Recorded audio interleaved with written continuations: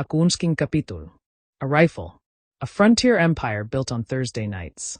Daniel Boone wasn't just a TV show. It was a gamble that almost didn't happen. Daniel Boone? Welcome! Why, it's been years, man! The star nearly quit before filming began. The network wanted someone else. And one episode got so violent that censors threatened to pull the entire series off the air. These are 15 hidden facts about Daniel Boone, buried in the wilderness where the original sidekick walked off set and never came back. Fact 1. Fess Parker was done with coonskin caps forever. After playing Davy Crockett for Disney in the 1950s, Fess Parker swore he'd never touch another frontier role again.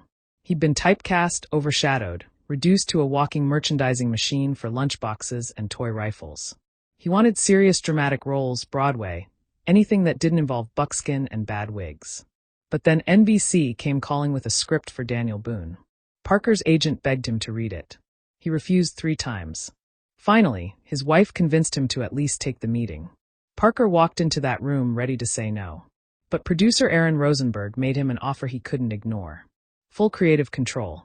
Profit participation. And a guarantee that this wouldn't be a kid's show. It would be gritty, adult, violent when it needed to be. Parker sat there in silence, weighing his career against his pride. Then he asked one question. Do I have to wear the hat? Rosenberg smiled. Only if you want to. Parker signed the next day. Just like that, the man who hated frontier heroes became one of the biggest TV stars of the 1960s. Not because he wanted it, but because he finally had control over it. He'd been burned by Disney, exploited for merchandising profits while making almost nothing himself. This time would be different. This time he'd own a piece of what he created. The irony wasn't lost on Parker. He'd spent years trying to escape Davy Crockett's shadow, only to put on another coonskin cap and become even more famous. But this time he controlled the narrative, approved the scripts, shaped the character. Daniel Boone was his creation as much as anyone's. And that made all the difference. Fact 2. Ed Ames was a singer playing his first acting role. The role of Mingo, Daniel Boone's Native American companion, wasn't written for Ed Ames. It was written for a younger, lesser-known actor who could handle stunts and horseback riding without complaint. Someone who'd take direction, hit marks, and disappear into the background. Ames didn't fit that description at all. He was a singer, part of the Ames brothers, a crooner with a smooth voice and zero acting experience. He'd never been on a horse, never held a tomahawk, never even camped outdoors. When he auditioned, casting directors were skeptical. But Fess Parker saw something else. Ames had presence, dignity, a quiet intelligence that didn't need to be loud. Parker pushed for him hard, telling producers that Mingo needed to be more than a sidekick. He needed to be an equal. The studio resisted. They wanted action, not philosophy. But Parker had creative control, and he used it. Ames got the role, and within weeks became one of the most beloved characters on television. He brought depth to Mingo, playing him not as a stereotype, but as an educated Oxford-trained Cherokee who chose to live between two worlds. Audiences connected with that complexity. Ed Ames, the singer who'd never acted before, became so iconic that when he threw a tomahawk on The Tonight Show years later, it became one of the most famous moments in TV history. The tomahawk stuck perfectly in the crotch area of a wooden target, creating an unintentional but legendary comedy moment. Johnny Carson couldn't control his laughter. The audience went wild. That clip has been replayed for decades. All because Fess Parker trusted his instincts over the studio's fear. Fact 3. NBC didn't want a period western. NBC didn't want Daniel Boone. They wanted Fess Parker, sure, but they wanted him in a different show entirely. The network had pitched Parker a modern-day western, something set in contemporary times with trucks instead of horses. A frontier lawman navigating a changing world. Parker hated it. He told them if they wanted him, it had to be period-accurate, historical, set in the 1770s when America was still being carved out of the wilderness. The network pushed back hard. Period westerns were expensive. Costumes, sets, locations, all of it cost more than a modern show. Plus, they argued audiences were getting tired of westerns. The genre was oversaturated, dying. Why invest in something that was already on its way out? Parker didn't blink. He walked out of the meeting and told his agent to find him a different network. NBC panicked. They'd just lost Bonanza's time slot competition to CBS, and they needed a hit desperately. So they came back with a compromise. They'd greenlight Daniel Boone as a period western, but only if Parker agreed to a 6-year contract and gave them merchandising rights. Parker agreed, but only if he got a producing credit and profit participation. After weeks of tense negotiations, both sides caved just enough. Daniel Boone got made, and it became NBC's second highest-rated show within a year. The network that didn't want a period western suddenly had one of the biggest hits on television. And Fess Parker, the man who refused to compromise, proved that sometimes the audience knows what it wants better than the executives do. Fact 4. The pilot was filmed in a disastrous rainstorm. The original pilot episode for Daniel Boone was a disaster. Not because of the acting or the script, but because of the weather. They filmed the entire pilot in the mountains of Southern California during what was supposed to be a mild autumn. Instead, they got hit with one of the worst rainstorms in decades. The dirt roads turned to mud. Equipment trucks got stuck. Cameras had to be wrapped in tarps just to keep them dry. And every outdoor scene, which was basically the entire episode, had to be shot in pouring rain. The crew tried to wait it out, but the storm didn't stop. For 3 days straight, they filmed in mud up to their ankles. Horses slipped on wet rocks. Actors shivered between takes. Fess Parker caught a cold so bad he could barely speak his lines. Ames, still new to acting, kept losing his footing during action sequences. One stunt horse went down hard, nearly injuring its rider.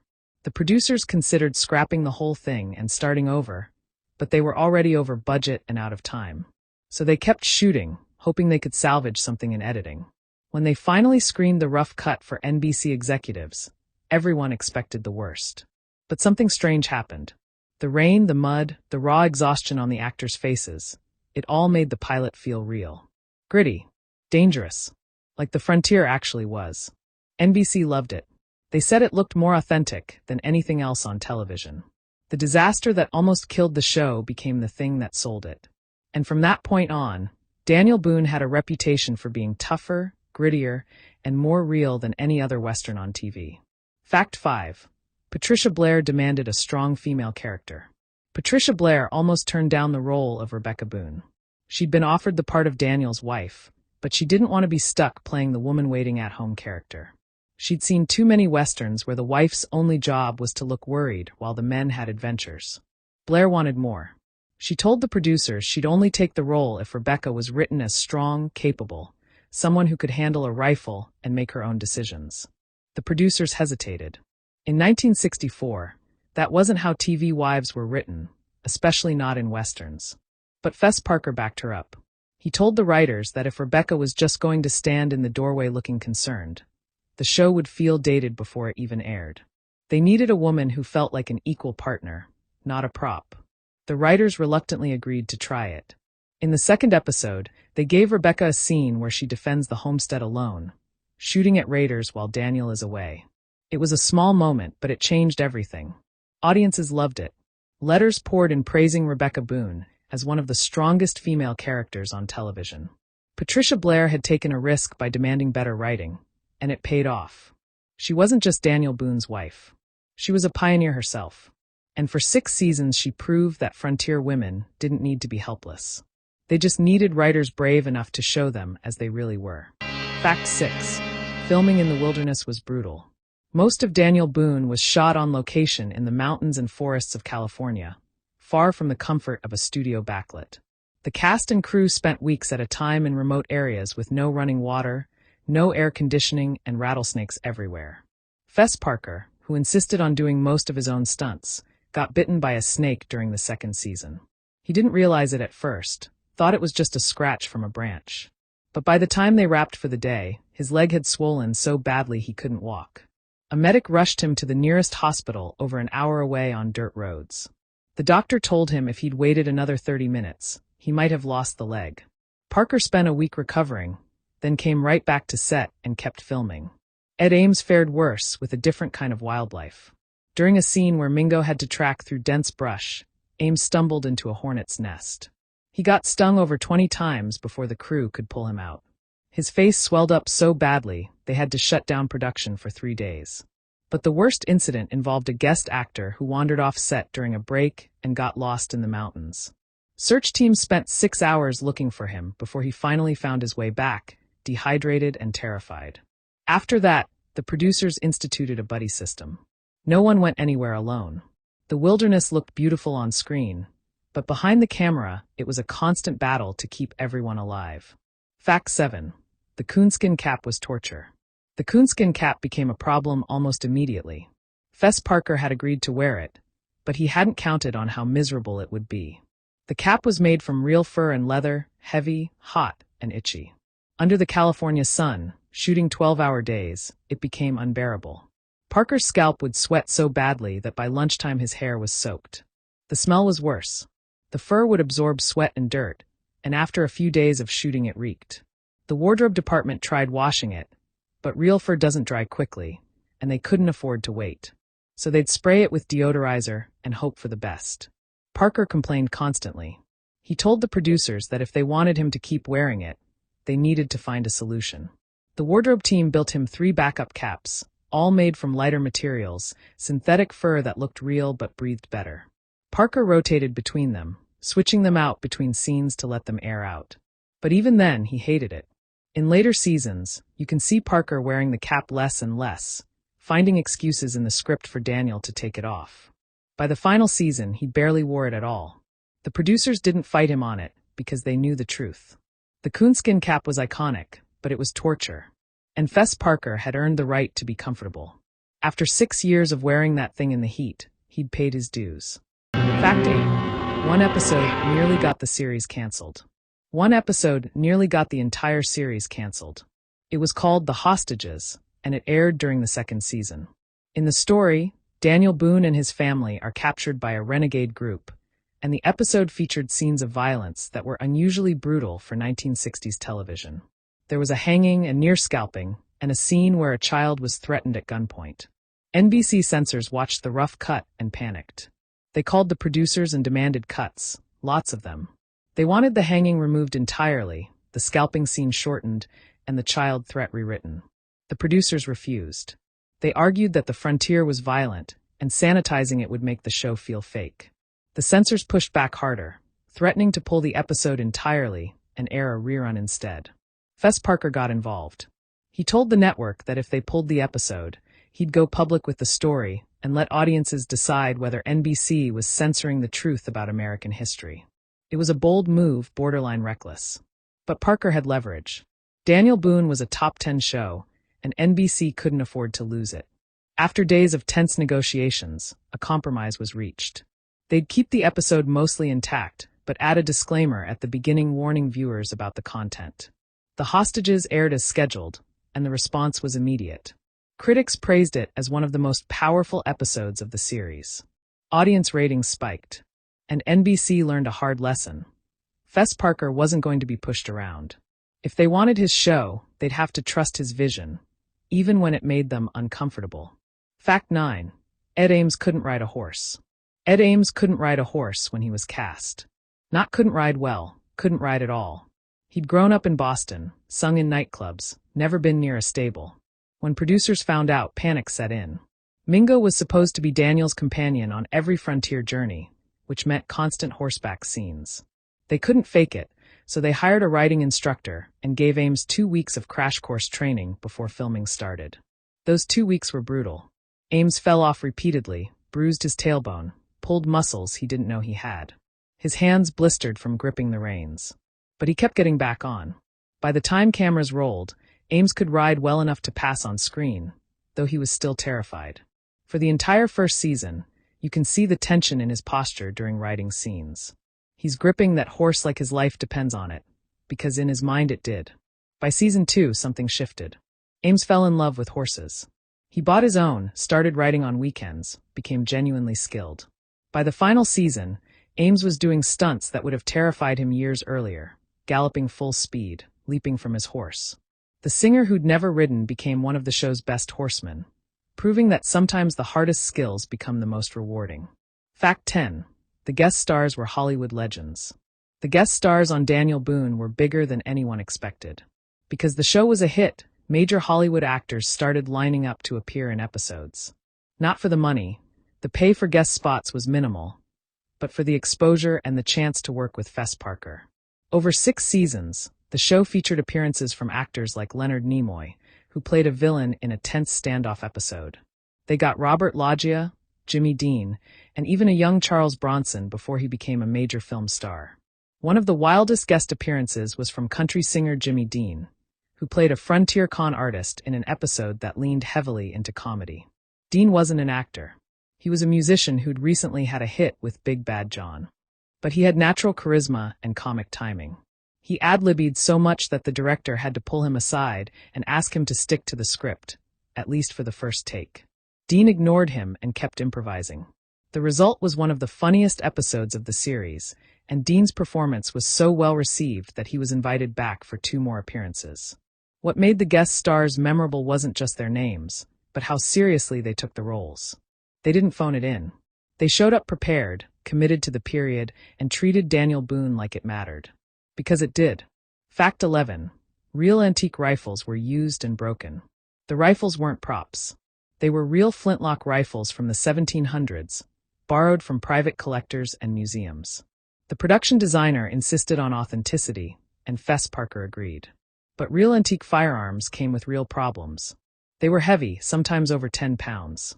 And after carrying one for 12 hours a day, Parker's shoulder would ache so badly he needed ice between takes. Worse, the rifles were delicate. One careless drop could destroy a piece of history worth thousands of dollars. The insurance costs were astronomical. During one action sequence, a stunt double accidentally slammed a rifle into a tree, cracking the stock. The owner demanded $3,000 in damages, nearly a quarter of the episode's budget. After that, the prop department built replicas for stunt work, saving the real antiques for close-ups only. But Fess Parker kept using his original rifle whenever possible because he believed the weight, the balance, the authenticity, it all showed on camera. And he was right. When Daniel Boone raised that rifle, audiences could feel the history in it. Fact 12. The set was called the Bleeding Set. Behind the scenes, the crew called it the Bleeding Set. Not because of violence, but because of injuries. The rugged outdoor filming meant constant accidents. Acteurs twistaient donc le hockey terrain. Crew members suffered heat exhaustion in 100-degree weather. One camera operator broke his wrist when his equipment rig collapsed. The most dangerous element was horseback riding. Multiple actors, including guest stars, fell from horses during chase scenes. One stunt rider broke 3 ribs when his horse spooked during an ambush sequence. Another time, Patricia Blair's horse bolted unexpectedly, carrying her 200 yards before she could regain control. She finished the scene shaking, but refused to let a stunt double take over. The director begged her to stop, but Blair insisted. Pioneer women didn't quit, and neither will I. By season 3, the production had a full-time medic on set every single day. Still, the injuries kept coming. Fess Parker joked that they should have called the show Daniel Boone's Hospital, because someone was always bandaged, limping, or recovering from something. Yet despite the danger, cast and crew kept pushing through. They wore their scars like badges of honor, proof they'd survived the wilderness, just like the real pioneers. Fact 13. Season 4 nearly killed the show creatively. Season 4 nearly killed the show. Not ratings-wise, Daniel Boone was still a top 10 hit, but creatively, things were falling apart. The original showrunner left after a contract dispute. Writers were churning out scripts that felt repetitive, same plots recycled with different guest stars. Fess Parker grew increasingly frustrated, complaining that episodes lacked the depth and authenticity that made the show special. Ames considered leaving, tired of Mingo being sidelined in favor of action sequences. Behind the scenes, tension boiled over. Parker and the new producer clashed constantly over script direction. One heated argument nearly turned physical when Parker accused the producer of turning Daniel Boone into every other mindless Western. NBC executives intervened, threatening to cancel the show entirely if they couldn't work together. Faced with losing everything, both sides backed down. They brought in new writers, gave Parker more creative input, promised Ames better storylines. Season 5 marked a creative renaissance. Episodes became darker, more complex, tackling themes like the cost of westward expansion and the moral ambiguity of frontier justice. Critics praised the show's renewed depth. But the damage was done. The behind-the-scenes chaos had exhausted everyone. By season 6, Parker was ready to walk away. The show ended not because of ratings, but because its star had fought too many battles, both on screen and off. Fact 14. The cancellation blindsided everyone. The show's cancellation blindsided everyone. Daniel Boone was still pulling solid ratings in season 6, ranking in the top 20, making NBC money. Cast and crew expected renewal. Scripts for season 7 were already being written. Then suddenly NBC pulled the plug. The official reason was changing audience tastes, but insiders knew the real story. The network wanted to skew younger, chase the counterculture demographic. Westerns were seen as old-fashioned establishment entertainment. NBC wanted relevance, and frontier shows didn't fit their new image. Fess Parker was furious, not because his show was ending, he was ready to move on, but because of how it happened. No warning. No chance for a proper finale. The last episode aired as just another regular episode. No resolution. No closure. Fans were outraged, flooding NBC with letters demanding an ending. The network ignored them. Years later, Parker admitted the cancellation hurt more than he'd expected. Daniel Boone had been 6 years of his life, blood, sweat, snake bites, and battles with executives. It deserved better than an unceremonious execution. But that's television. Shows don't always end because they should. They end because networks decide they're not worth the trouble anymore. And Daniel Boone, for all its success, became another casualty of changing times. Fact 15. The coonskin cap was historically wrong. The coonskin cap didn't belong to Daniel Boone. Historically, Daniel Boone hated coonskin caps, actually preferring beaver felt hats.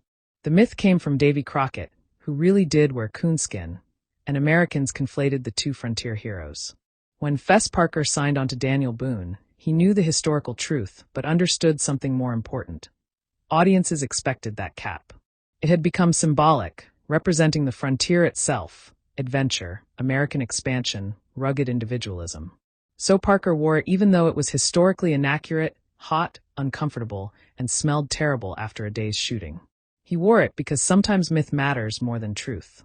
Because television creates its own history.